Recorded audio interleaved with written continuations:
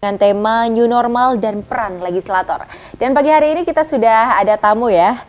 Ada Pak Kusmito Gunawan selaku anggota DPRD Kota Bengkulu, kemudian juga ada Ibu Okti Fitriani selaku anggota DPRD Seluma. Kita sapa terlebih dahulu. Selamat pagi Pak Kusmito. Assalamualaikum warahmatullahi wabarakatuh. Waalaikumsalam warahmatullahi wabarakatuh. Gimana kabarnya? Alhamdulillah tetap berjalan beraktivitas ini. Tetap berjalan ya, tetap sehat selalu ya pastinya. Baik. Kita sapa juga ada Ibu Okti Fitriani. Selamat pagi Ibu. Waalaikumsalam warahmatullahi wabarakatuh. Boleh mic ya? Gimana kabarnya? Sehat? Alhamdulillah sehat. Alhamdulillah sehat ya. Dan itu yang selalu kita harapkan di tengah pandemi COVID-19 ini. Dan dengan tema di hari ini mengenai new normal dan peran legislator. Sebelumnya pengen tanya dengan Pak Kusmito terlebih dahulu. Ini sebenarnya sependapat tidak dengan penerapan new normal oleh pemerintah pusat? Apakah ada pandangan lain nih? Ya.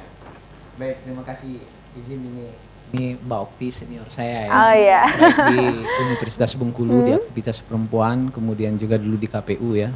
Beliau sudah lebih dulu ini beraktivitas di politik. Izin nih Mbak Okti. Baik, saya memandang seperti ini. Berkenaan dengan penerapan new normal ya. Kalau saya secara pribadi di luar dari kapasitas selaku anggota DPR, saya menyatakan sebenarnya belum terlalu tepat untuk diperlakukan karena beberapa teorinya itu sebenarnya berkenaan dengan keberlakuan new normal itu beberapa indikator itu harus terpenuhi ya. Yang pertama itu harus ada tren yang stagnan yang positif ya corona atau sudah mengalami penurunan. Nah, coba kita bandingkan misalnya penerapan PSBB dulu itu masih di angka 3.000. Nah, waktu dia new normal ini sekarang aja sudah hampir ke 56.000. Saya masih ingat dialog sama teman-teman di AHMI Kahmi ya, pada saat itu 30.000, sekarang sudah 56.000. Saya percaya data di Provinsi Bengkulu sudah masuk ke angka 126. Artinya apa? Sejogjanya sebenarnya tidak dulu diterapkan new normal ini. Karena kalau tidak diedukasi masyarakat seakan-akan ya kita itu ya tidak lagi ada penerapan, dissentingnya tidak perlu lagi ya.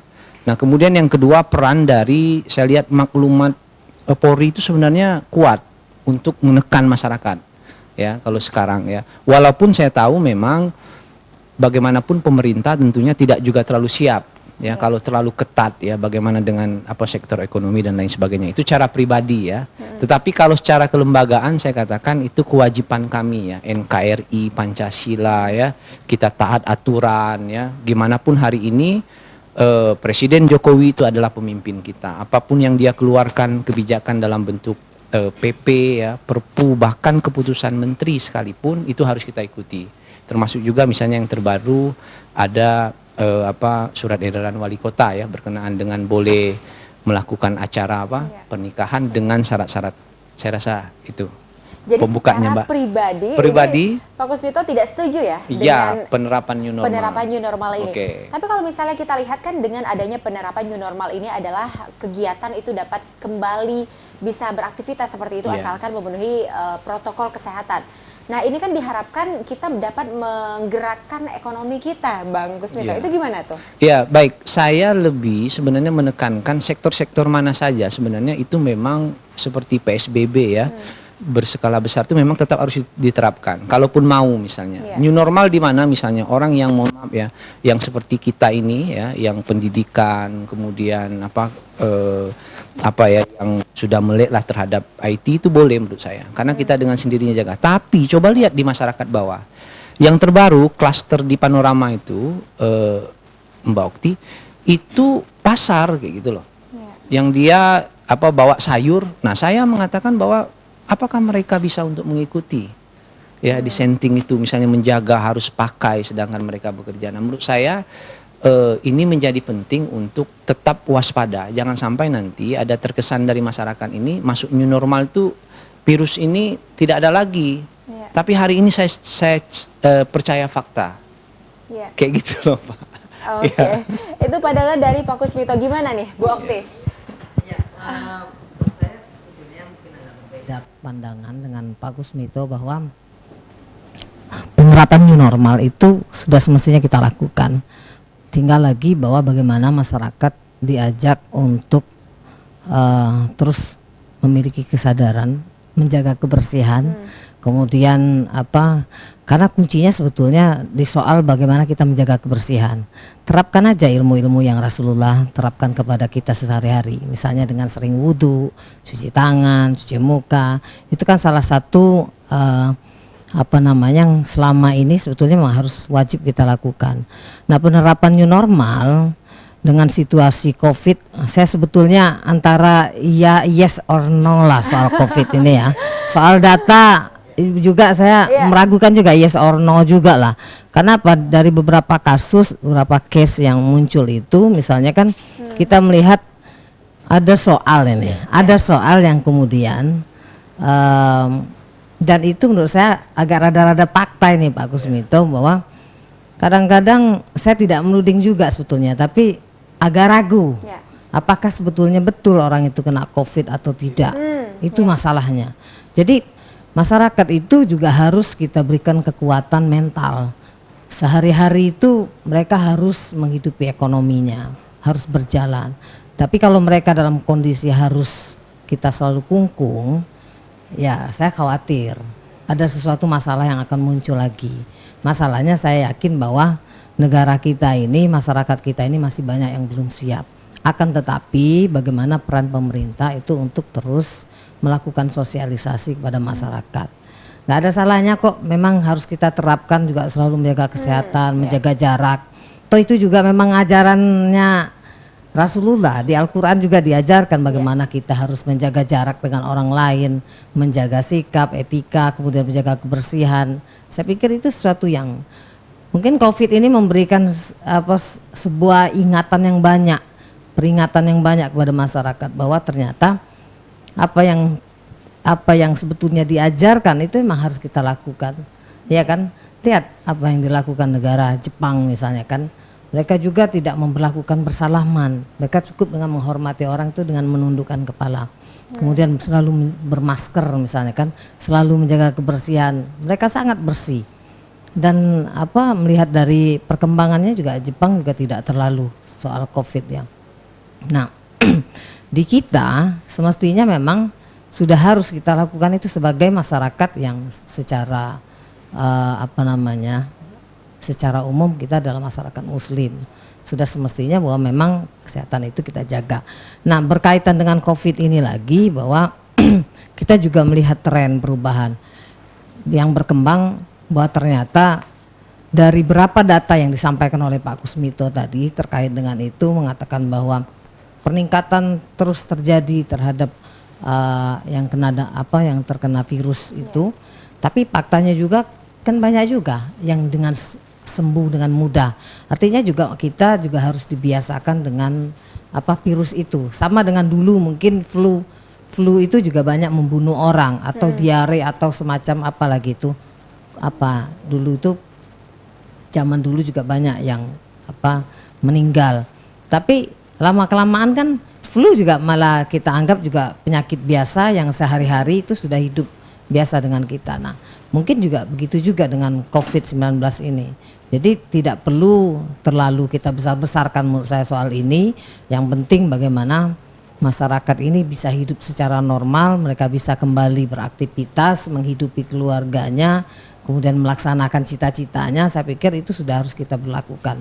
Tinggal lagi peran pemerintah untuk terus mendorong, kemudian mensosialisasikan bagaimana kemudian ini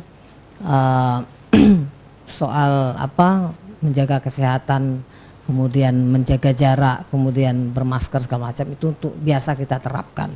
Mungkin itu kali ya. Baik. Nah, ada dua perbedaan pendapat ini ya antara Pak Kusmito sama Ibu Okti mengenai apakah kebijakan new normal ini sebenarnya harus diterapkan, apakah tidak seperti itu. Nah, kalau misalnya Ibu Okti tadi kan mengatakan bahwa sebenarnya COVID-19 ini jangan dibesar-besarkan seperti itu. Tapi kalau kita lihat kenyataannya emang angka dari datanya itu COVID-19 ataupun virus corona ini semakin meningkat seperti itu.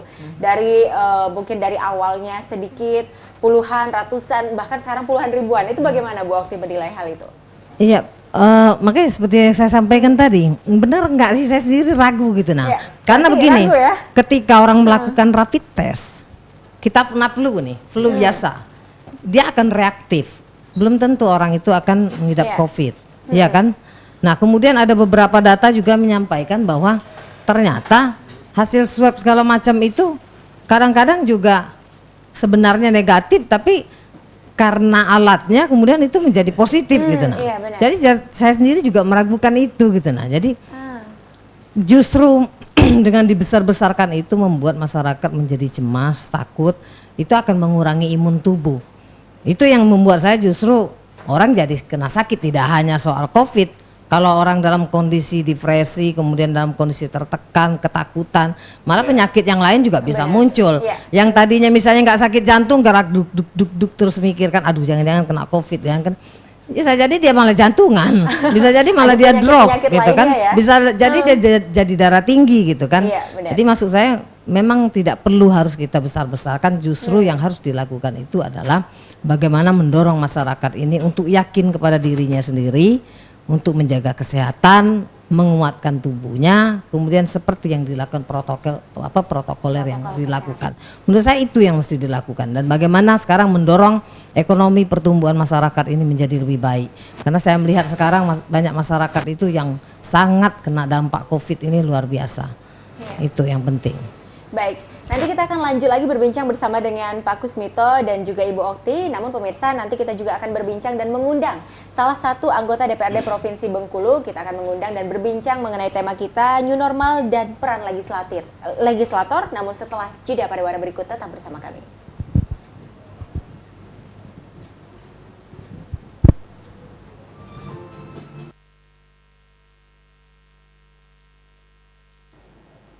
Ya baiklah pemirsa, kembali lagi di Selamat Pagi Bengkulu, dan sekarang menambah lagi ya satu tamu kita. Tadi saya sudah sebutkan ada dari anggota DPRD Provinsi Bengkulu. Sebelumnya kita sapa terlebih dahulu ada Pak Usin Abdisyah Putra.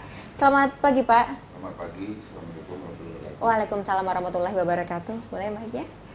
Langsung ini? Iya. Gimana kabarnya, sehat? Sehat walafiat. Sehat, alhamdulillah ya. Tetap semangat ya di pagi hari ini. Semangat karena. Nah tadi kita juga sudah berbincang bersama dengan Ibu Okti, kemudian juga Pak Kusmito mengenai sebenarnya new normal dan peran legislator itu seperti apa. Tapi sebelumnya pengen tanya Pak Usin, setuju nggak menurut pandangan pribadi bahwa dengan penerapan kebijakan new normal ini, apakah sependapat ataukah ada pendapat lain? Setuju. Memang harus ada penerapan new normal, meskipun banyak orang menganggap ini nggak normal gitu, dengan cara-cara baru, dengan adab-adab baru kan begitu. Duduknya harus jauh-jauhan sama Kusmito begitu. Kalau saya sama Kusmito ya harus jauh-jauhan. Nanti kalau dekat-dekatan orang curiga pula kan. Oke. Baik. Kalau saya pikir konsepsi new normal itu yang harus disosialisasikan ke masyarakat. Misalkan kemarin ada pemeriksaan COVID klaster Panorama gitu ya. Memang pasar Panorama atau pasar Minggu atau katakanlah semua pasar yang ada di Indonesia ini tempat lalu lintasnya virus corona itu. Hanya saja bagaimana cara meminimalisirnya. Nah, disinilah butuh pelaksanaan protokol COVID-19 ini. Nah, bukan hanya si pembeli ataupun si penjual ataupun orang yang jalan-jalan juga di Panorama. Saya sudah mengingatkan itu pada bulan Ramadan. Jadi antara penjual, ya kita kan biasa di sebelum acara buko itu kan beli makanan, minuman gitu ya, di pinggir atau ada pasar-pasar kaget gitu. Ini juga rentan. Kenapa? Yang menjual tidak pakai masker, makanannya juga nggak dibungkus, terpapar begitu ya. Si pembelinya juga kadang nggak pakai masker. Ya mungkin si penjual dan pembelinya ini ngerasa kalau pakai masker hilang kecantikannya, gitu. Jadi atau gantengnya atau kumisnya Pak Usin gitu hilang. Sebetulnya karena itu harus pakai masker. Jadi seolah-olah ada sesuatu yang baru yang harus dilakukan. Nah itu yang saya bilang konteksnya new normal tapi nggak merasa normal gitu kan. Nah itu yang terjadi di masyarakat. Lalu bagaimana dengan posisi legislator? sebetulnya itu salah satu fungsi aja. Teman-teman di Pak Bu Okti yang senior anggota DPR, kalau Pak Kusminto juga senior saya lah, dua-duanya senior saya. Mereka sudah 2 periode di legislator kan begitu DPR. Kalau peran dan fungsinya yang mesti harus dikuatkan lagi. Jangan gara-gara COVID-19 posisi sebagai legislator lah salah satunya ya, pembuat atau inisiator sebagai pembuatan undang-undang dalam hal ini perda begitu ya.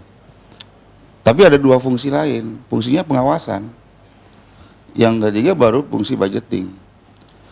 Jangan sampai gara-gara COVID-19 ini 3 fungsi ini nggak berfungsi. Nah ini yang mesti harus tetap juga. Kenapa? Karena posisi kami di DPR itu mewakili rakyatnya, itu sejatinya mewakili yang memilihnya. Di mana di masing-masing dapil. Nah, dalam posisi ini kadang-kadang kita terjebak dalam situasi aura-auranya pilkada. Harusnya tindakan-tindakan itu bersama-sama. Ini kan kadang-kadang jangankan gubernur bersama DPR, gubernur dengan wagub aja berpisah-pisah sekarang bantuannya. Ya kan? Yeah.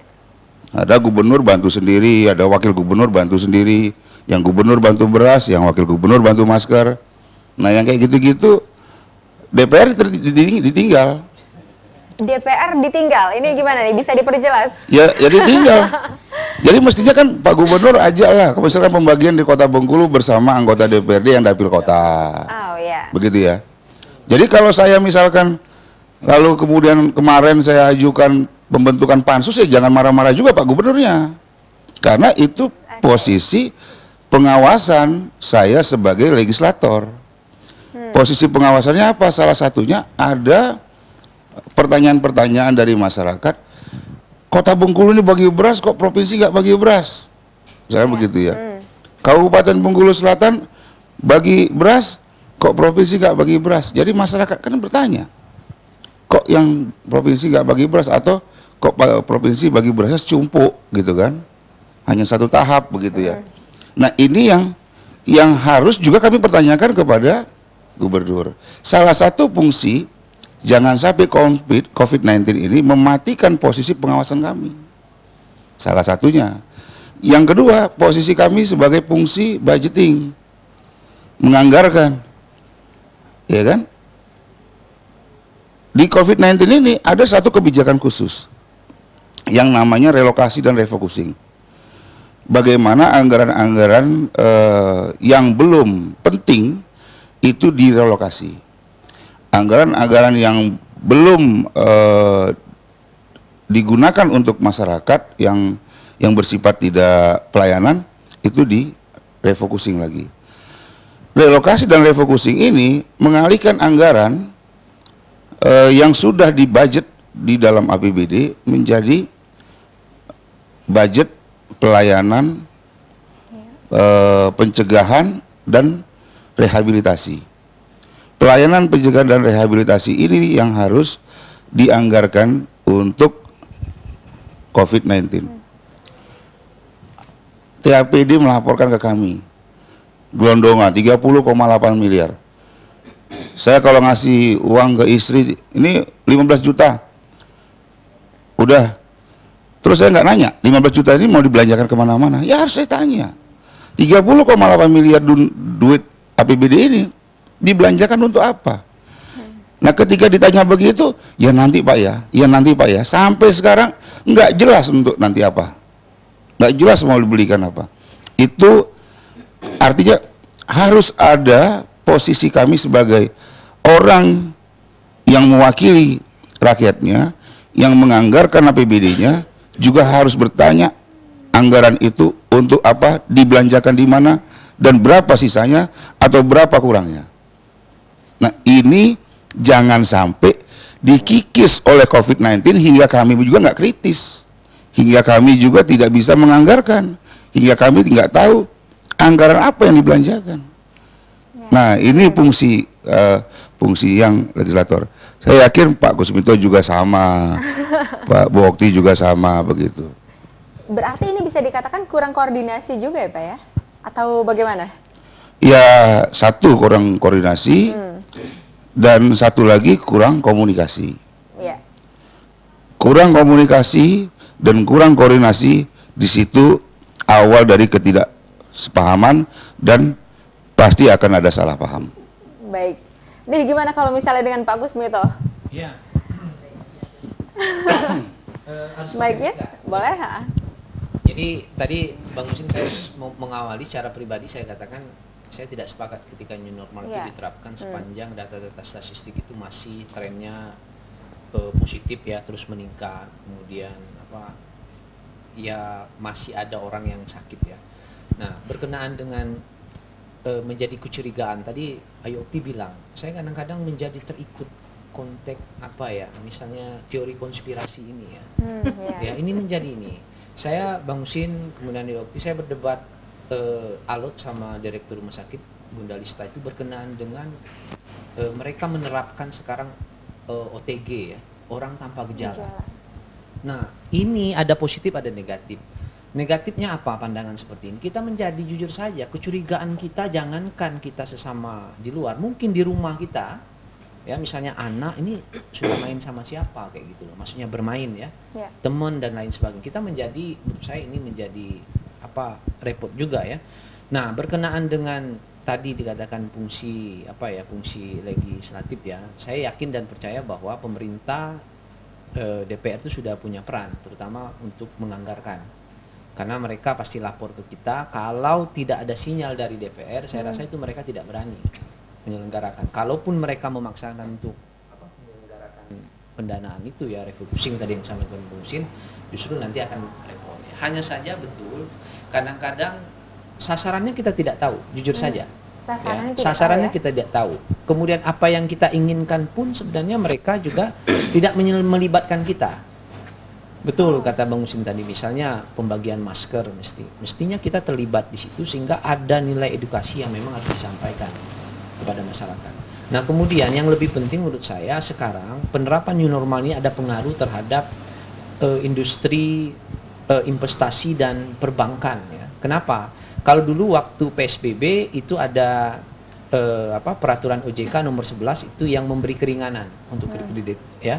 Nah, sekarang Bang Husin sudah mulai nih pembiayaan ini sudah mulai menagih lagi karena dianggap bahwa ini sudah normal nih, padahal secara ekonomi belum. Nah, harapan kita dan juga DPR ini mendorong mereka juga kasih pengertian ya, misalnya yang kredit di bank ya, karena usahanya hari ini sudah mulai bagus nih, tetapi belum sempurna, tapi mereka sudah tagih nih leasing misalnya ya.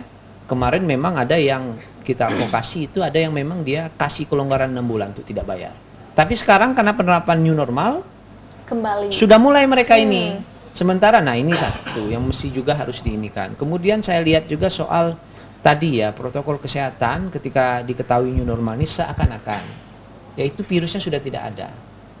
Nah, ini yang mesti harus hati-hati ketika walaupun tidak juga bisa dipaksakan, saya katakan misalnya ada yang telepon itu gimana di pasar, salah satu pasar Panorama itu yang jual baju itu fungsi itu ramai sekali. Saya bilang satu sisi kita repot ketika meminta mereka menutup karena itu usahanya, tapi satu sisi saya katakan saya percaya dengan data. Saya katakan boleh Ayu Okti mengatakan apakah data itu benar atau tidak, karena lembaga yang mengeluarkannya itu tetap harus protokol menurut saya harus dilakukan. 2 hari kemarin saya ke BIM, saya sepakat di BIM. Jadi di BIM itu sekarang misalnya pintunya itu sudah dijaga oleh Satpam, dia perintahkan cuci tangan, kemudian yang tidak pakai masker tidak dia suruh masuk. Nah, menurut saya itu ya yang kesadarannya muncul. Tetapi kan kita tahu misalnya yang belanja di BIM ya misalnya misalnya dari segi pendidikan ya, perekonomian. Tapi kalau di pasar berkelahi kita melarang orang yang jualan itu tuh sibuk lah dia bagaimana ini jualannya laku, kita nyodok-nyodok pakai masker Bu, cuci tangan kayak gitu. Pasti ribut kita. Nah, oleh karenanya saya mengatakan bahwa betul hari ini tetap harus hati-hati dan tidak boleh kita maksudnya menjadi terlena soal bahasa new normal ini seakan kehidupan tatanan baru ini kita menghilangkan apa yang disampaikan Mbak Okti tadi, ya tetap juga mesti harus di ini. Dan jujur saja secara pribadi saya katakan, kalau saya dulu maunya Bung Sin itu ada karantina kesehatan itu ya lockdown terbatas kalau maunya saya dulu. Misalnya di Kota Bengkulu, itu Kota Bengkulu itu tidak boleh ada yang keluar, tidak boleh ada yang masuk. Tetapi warga Kota Bengkulu boleh dia pergi ke pasar kayak gitu loh. Kalau lockdown benar kan tidak boleh nih. Pokoknya di rumah saja disupport logistiknya ya oleh pemerintah. Oke, kita tidak sanggup. Tapi menurut saya itu dijaga benar. Ya kan? Nah, Ayu Okti yang di Seluma tidak boleh ke Bengkulu yuk. Tapi Ayu Okti boleh nggak keliling-keliling dulu ke mana? Ke Seluma boleh. Termasuk di Kota Bengkulu misalnya.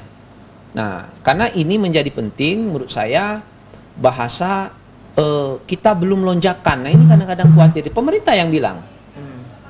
Pak Husin, ini belum lonjakan, tapi betul kalau melihat dari angka statistik itu ya, sekarang sudah 56.000. Walaupun tingkat yang sembuh itu ada 23.000. Tapi saya mengatakan bahwa itu trennya naik. Ya kan, persyaratan new normal, beberapa literatur saya baca itu memang satu, itu tidak, kenaikan sudah tidak ada lagi. Sembuhnya banyak. Ya kan, kemudian kesiapan rumah sakit misalnya kalau ada gelombang kedua ya, itu sudah harus siap. Kemudian orang dari secara psikologis itu memang sudah mulai rasa takutnya tidak ada lagi dan lain sebagainya ya. Nah, berkenaan dengan kebijakan, kami mengawasi sekarang ini ada surat edaran wali kota ya, boleh menikah, resepsi boleh, tapi dengan persyaratan. Dan menurut saya persyaratannya itu tidak jauh-jauh lah dari maklumat ya, misalnya 1 meter, 1,5 meter ya, diusahakan tidak ada makan rame-rame gitu ya. Ya, bagaimana misalnya ruangnya ya, kalau enggak nasi kotak sudah salaman kasih kayak gitu ya. Nah, jadi artinya kegiatan masyarakat tetap berjalan, tetapi jangan juga menganggap ini menjadi sesuatu hal yang tidak ada lagi. Ya, ini perlu hati-hati juga kita. Tetap perlu hati-hati dan mematuhi protokol kesehatan. Betul. Nah, walaupun sebenarnya menurut pandangan Pak Kusmito bahwa tidak setuju ya dengan adanya penerapan new normal ini dari pemerintah pusat, namun kan kita tetap harus menerapkan kebijakan new normal ini. Nah, sebagai seorang legislator nih, sebenarnya apa kontribusi dari Pak Kusmito untuk menyokong suksesnya kebijakan new normal di Kota Bengkulu? Baik, kami di fraksi Partai Amanat Nasional Gerindra juga itu sangat ditentang ya berkenaan dengan refocusing kemarin ya. Kita hampir 204 miliar termasuk teman-teman di Hanura ya, Pak Husin ya, teman-teman di Hanura yang ada itu ya. Ya, kita paham bahwa kalau fungsi mereka untuk ya kehati-hatian kita sepakat ya. Hanya saja waktu pada saat itu kita menginginkan sebenarnya apapun yang ada di uang yang ada di negara, di daerah itu sebenarnya untuk kita, untuk rakyat kayak gitu. Dan itu kesempatan mendorong. Saya katakan bahwa pembangunan itu penting, tapi tidak selesai kalau seandainya jalan terus yang dibangun. Apa yang dirasakan masyarakat? Tapi kalau beras ya, setidak-tidaknya merasakan itu. 204 itu hari ini sebenarnya tidak semua dibelanjakan, dihabiskan, itu tidak. Tetapi kita memberi ruang pada saat itu pemerintah kota, jikalau ya di Kota Bengkulu ini, karena kan penduduk yang terbesar di provinsi itu lonjakannya luar biasa yuk. Alhamdulillah tidak. Kita pikir kemarin tuh misalnya Pak Husin warga kota tuh positifnya ya tidak karu-karuan. Nah, di dalam aturan itu ketika dana itu sudah direfocusing, sudah dikasih kewenangan oleh Pemda, kalau ruang geraknya itu bisa lebih luas. Sampai di situ ada pembuatan rumah sakit rumah sakit tambahan kayak gitu ya. Misalnya apakah gedung yang disulap ataukah membuat ini. Karena kita berpikir ditakut-takuti oleh pemerintah pusat juga pada saat itu. Lonjakan ini bulan Juni, Juli. Ya pada saat itu ya. Nah, kita beranggapan Kota Bengkulu karena banyak. Nah, itu satu yang sudah kami lakukan. Kemudian yang kedua, kami juga mengawasi tentunya dalam hal kemarin rasmi ya, beras dan mie yang disampaikan oleh pemerintah kota, kami mengawasi. Ya, apa yang kami lakukan mengawasi, memastikan kalau memang itu kebijakan mereka untuk setiap kakak itu dapat, kami akan mengawasi itu. Kemudian juga di kantor-kantor justru kami memang selalu mengingatkan kepala dinas untuk tetap ya ada tempat cuci tangan, ya ada yang periksa, walaupun yang periksa suhu panas tadi di RB ada, tapi di dinas itu sudah mulai nggak pakai masker dan lain sebagainya ya. Nah, saya rasa itu bagian yang menjadi tugas-tugas kami di DPR ya. Baik. Gimana Ibu Okti? Ya, baik, terima kasih. Ini Pak Kusmito ini nggak sadar ngakuin juga nih boleh new normal tapi dengan syarat. Jadi apa new normal itu kan sebetulnya betul yang disampaikan oleh Pak Husin tadi. Kita harus melakukan sesuatu yang normal tapi sesuatu yang baru sebetulnya. Iya.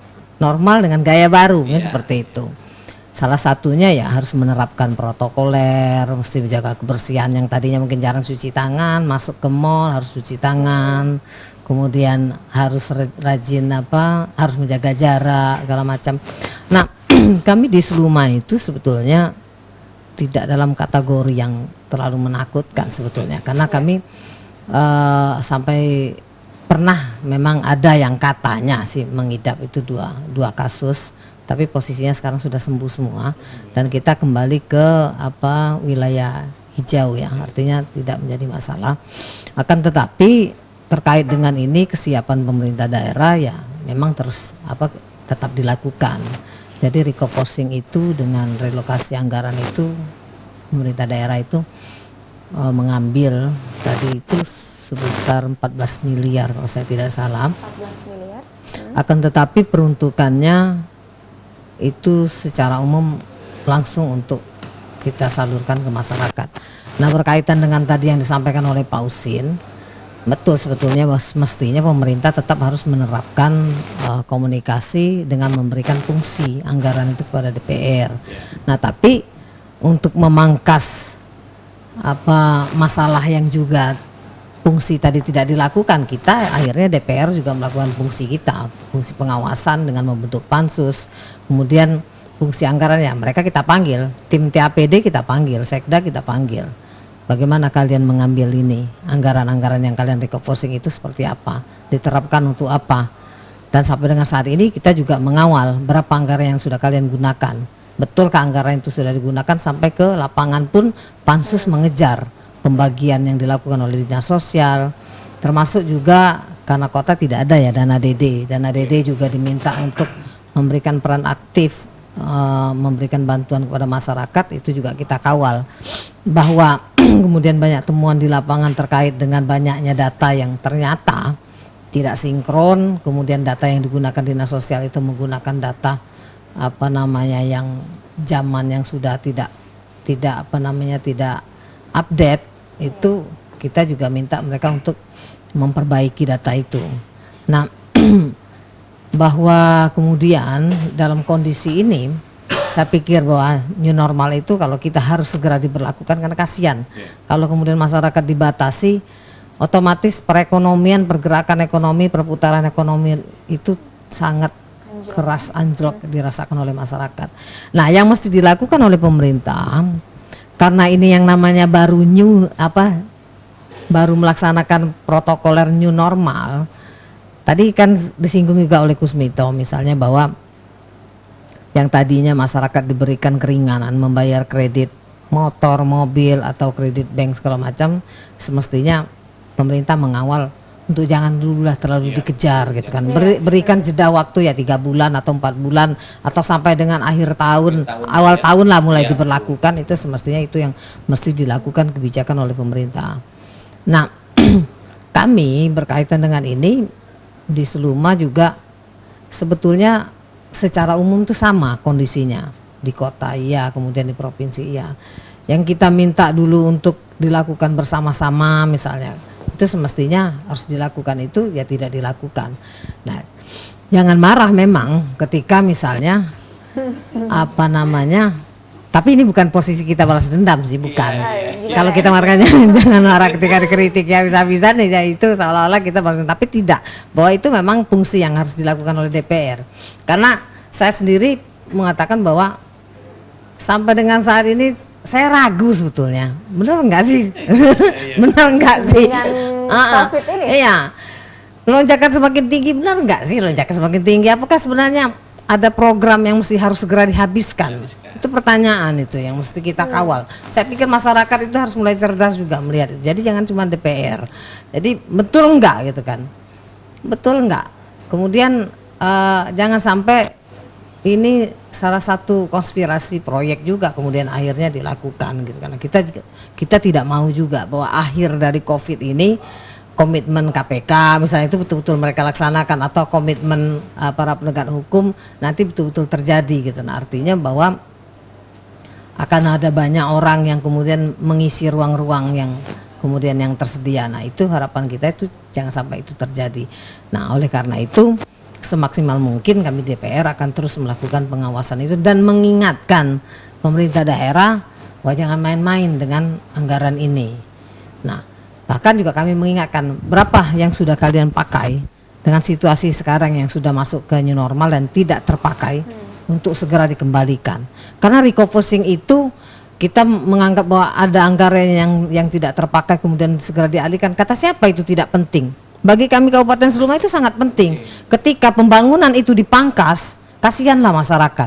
Jalan yang tadinya semestinya dibangun kemudian menjadi tidak dibangun, itu juga akan mempengaruhi ekonomi mereka.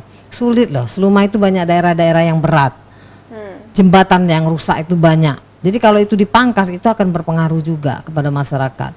Kemudian ada program-program kemasyarakatan yang semestinya mendukung perekonomian program masyarakat, kemudian ketika itu dipangkas itu menjadi sesuatu yang tidak baik juga. Jadi kita minta yang tidak terpakai saat ini kita cut, itu harus segera dikembalikan kepada posisinya. Mungkin nanti di APBDP akan kita sesuaikan kembali. Jadi kita minta yang saat ini sudah diberlakukan new normal, kemudian yang kemarin sudah dilakukan itu cut. Sekarang yang tidak digunakan segera stop, kembalikan kepada posisinya. Itu yang kita minta. Itu ya. Nah, ini bisa ditangkap bahwa mengenai COVID-19 ini Bu Okti masih dapat dicurigai seperti itu ya dengan COVID-19 ini, apakah di balik itu ada unsur politik seperti itu? Benar? Ya, maybe. Maybe. Politisasi COVID-19. Politisasi COVID-19. Iya, betul. Benar. Saya ragu. Karena tren sakit itu ada mungkin ini kita curiga juga. Ada orang misalnya yang sakitnya sudah menaun, berkurung di dalam rumah, dan dia memang dari dulu sakitnya sesak, tiba-tiba diangkut, kemudian meninggal, lalu protokoler dinyatakan COVID-19. Itu curiga kita. Boleh dong curiga, tapi kita kan nggak menuduh. Kalau menuduh nggak boleh, curiga boleh ya. Oke. Iya. Nah, ini mungkin karena keterbatasan waktu sebenarnya masih banyak ya mungkin yang ingin ditanyakan pada narasumber kita di pagi hari ini. Mungkin yang terakhir dari Pak Husin, harapannya ataupun pesannya terhadap masyarakat khususnya Provinsi Bengkulu mengenai kebijakan era new normal seperti ini. Sebetulnya setuju atau nggak setuju dengan new normal, kita sudah menerapkan new normal. Sebelum adanya penerapan itu ya? Iya, masyarakat sudah melakukan itu yang disebut dengan social engineering. Itu yang disebut dengan bagaimana manusia beradaptasi pada situasi. Contoh, industri-industri yang bersifat offline, yang bersifat manufaktur, bersifat melibatkan dengan komponen-komponen import, itu lebih banyak yang terimbas. Pengangguran bertambah. Mau tidak mau pengangguran bertambah karena apa? Karena ada industri-industri yang tutup.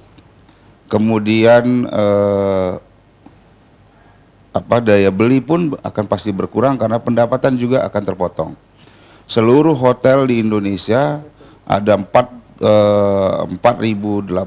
hotel di Indonesia, ada yang menerapkan tutup sepanjang penerapan PSBB. Tapi sekarang ada bangkit lagi. Tapi bangkitnya nggak sedrastis dengan penutupan. Jadi tingkat okupansi hotel yang ada di Provinsi Bengkulu pun di Kota Bengkulu juga turun. Dan ini berimplikasi.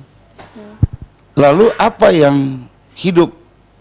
Para pedagang masker, sanitizer, itu tumbuh, disinfektan, itu tumbuh. Jadi ada yang banyak tutup, tapi ada yang tumbuh sedikit memanfaatkan situasi ini. Dan manusia lebih banyak memanfaatkan. Kenapa? Orang lebih banyak bergerak, bekerja, berjualan secara online. Orang jualan pempek sudah dari rumah, pakai medsos begitu ya. Belinya kirimnya juga sudah pesan lewat ojol. Orang juga beli makanan juga lewat online. Nah, ini pergerakan paradigma dan pergerakan peradaban sosial menuju peradaban yang online, peradaban yang menggunakan teknologi. Jadi sekarang orang nggak berani pegang ambil uang di ATM atau tukar menukar jual beli pakai uang kertas atau uang logam. Kenapa? Di situ pengantar virus itu, ya kan? Sekarang sudah pakai yang namanya uang elektronik, ya kan? Sudah pakai transfer dana, sudah pakai e-money, pakai cara-cara uang-uang kripto, dan ini sudah menjadi satu kebiasaan baru. Ketika menjadi satu kebiasaan baru, itulah peradaban baru, itulah new normal. Jadi nggak ada sesuatu yang harus ditakuti. New normal ini orang kita juga sudah melaksanakan itu, gitu. Nah, lalu kemudian bagaimana masyarakat kita ini memanfaatkan situasi ini yang harus negara turun. Negara dalam hal ini ya pemerintah daerah dan kami lah untuk melakukan sosialisasi, untuk menjalankan. Saya berencana untuk mengonlinekan pasar panorama, pasar minggu, dan ini aplikasi sedang disusun. Ada aplikasinya ya? Ada. Jadi nanti ASN, nanti ibu rumah tangga nggak perlu datang ke panorama, nggak perlu khawatir lagi terkena virus, karena dia sudah bisa pesan cabai, pesan kecap yang ada dijual di pedagang-pedagang pasar panorama, dan ada orang yang nganter dan akan dibayar secara online. Saya sedang bersama dengan teman di salah satu juga anggota DPRD di Bengkulu Utara, kami lagi ngulik-ngulik, kami lagi cari servernya, lagi cari caranya, bagaimana orang dari tempat tidur, ya kan, istrinya Pak Kusmito itu mesen sayur mayur dari atas tempat tidur, diantar dan tidak terkontaminasi COVID. Nah, itu peradaban baru, itu cara-cara baru yang harus kita cari dan bergerak untuk menyesuaikan dengan situasi yang baru, gitu. Baik. Pak Kusmito, terakhir Pak. Baik, terima kasih. Menurut saya keniscayaan ya bahasanya bahwa ada atau tidak virus ini ya. Kemudian bisa jadi kalau melihat dari apa ya, teori-teori kesehatan itu besok tuh ada virus baru lagi. Ya, atau pecahan dari virus ini. Itu sudahlah kita anggap bahwa sesuatu hal yang memang harus dihadapi. Nah, menurut saya menjaga kesehatan ya, tentunya itu sudahlah, kita ada atau tidak virus ya, bagaimana keadaan ke depan, jagalah kesehatan. Intinya kayak gitu ya. Tentunya ini menjadi penting. Kemudian saya juga mengatakan bahwa kekuasaan yang di atas Allah itu justru dia juga sangat menentukan. Artinya menurut saya misalnya terlepas dari bagaimanapun memakmurkan masjid itu menjadi penting juga ya, karena di situ ada doa bersama, setidaknya kalau diselipkan ya, doa bersama, karena kita yakin apa yang dapat hari ini karena kehendak ini yang di atas, dan dia juga yang mengakhiri. Nah, jangan juga maksud saya kita terlalu terlalu disibukkan dengan dengan urusan duniawinya, tetapi kita lupa bahwa ya dia yang kasih itu sakit, dan tentunya dia yang yang mengakhiri. Kemudian selaku warga negara, walaupun saya berbeda pendapat soal penerapan yang normal, ya tentunya memang harus kita tetap ikut protokol kesehatan ya. Hari ini suka tidak suka kita, beda pandangan politik, beda ini sama pemerintah ya, presiden, gubernur, wali kota, bupati itu adalah pemimpin kita. Menurut saya apa-apa yang menjadi protokol, kemudian protap yang mereka sampaikan ya melalui dinas, itu menurut saya harus kita ikutilah. Ya, semata-mata itu demi untuk bawa kebaikan bersama. Menurut saya itu saja. Terima kasih. Baik. Bu Akti, silakan. Ya, penerapan new normal saya pikir masyarakat sudah mulai harus belajar dari situasi ini. Kemudian kalau kata istilah itu, jangan mengingat sesuatu yang lama nanti kamu menangis. Ingatlah, jangan juga terlalu memikirkan masa depan, karena nanti akan menjerat diri sendiri, tapi pikirkanlah hari ini. Dan menurut saya tuntunan Rasulullah itu sudah benar, jaga kesehatan, jaga kebersihan yang diatur di dalam Al-Quran, lakukan itu. Kemudian terkait dengan situasi sekarang, saya pikir hiduplah yang sewajarnya saja. Kemudian kita juga terus untuk mengevaluasi dari beberapa persoalan ini. Semoga nanti ke depan juga masyarakat lebih baik, kemudian pemerintah juga harus juga memperlakukan sesuatu yang lebih baik pada masyarakatnya. Mungkin pendekatan dengan cara COVID ini salah satu bentuk perhatian pemerintah secara khusus. Yang tadinya Pak Wali Kota mungkin tidak datang ke rumah, akhirnya datang ke rumah gitu kan. Yang tadinya mungkin masyarakat tidak dapat bagian beras secara langsung, mungkin gara-gara COVID ya mereka merasakan bahwa dari sekian banyak uang negara yang selama ini ada, masyarakat menikmati langsung, ada beras, ada rasmi, ada bantuan yang lain-lain. Mungkin itu yang hikmah yang paling kita ambil. Kemudian yang tadinya mungkin disibukkan oleh berbagai waktu yang bermacam-macam kegiatan, mesti banyak di rumah, mungkin dimanfaatkan dengan baik ya, zikiran atau ibadahnya juga tidak tinggal. Dan itu terus saja diberlakukan dengan kondisi new normal. Tentunya yang tadi saya sampaikan bahwa kita ikuti aja tuntunan Rasul, kemudian kita tingkatkan aja keimanan.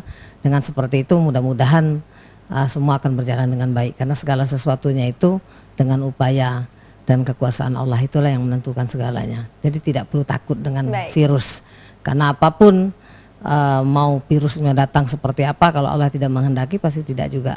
Kalaupun Allah juga menghendaki, tidak juga dengan virus juga. Semua orang juga akan mati gitu, kira-kira seperti itu. Terima kasih. Oke, terima kasih Ibu Okti, terima kasih Pak Kusmito, terima kasih Pak Udin atas pandangan-pandangan yang luar biasa hari ini ya mengenai tema kita new normal dan peran legislator. Selalu kita harapkan semoga kita dapat memutuskan mata rantai COVID-19 ini di Indonesia, tentunya di seluruh dunia yang kita harapkan. Oke pemirsa, itulah perbincangan kami bersama dengan narasumber kita di pagi hari ini, edisi Rabu 1 Juli 2020 mengenai new normal dan peran legislator. Saya Indah Septirsani pamit undur diri. Wassalamualaikum warahmatullahi wabarakatuh. Sampai jumpa. Waalaikumsalam.